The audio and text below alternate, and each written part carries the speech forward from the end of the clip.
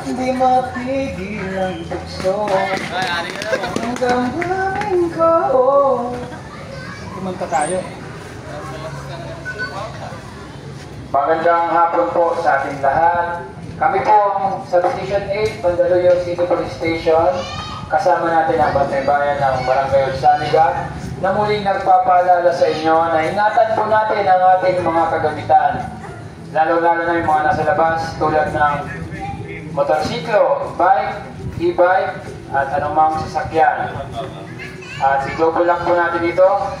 At isara po natin ang mabuti ang ating mga pintuan, bintana, para rin makaiwas tayo sa mga akyat bahay. At huwag po tayo maglagay ng mga malagang kagamitan sa ating mga sasakyan, para rin makaiwas tayo sa mga basag kotse. At pinapaalala din sa inyo na sundin natin ang mga seat ordinance ng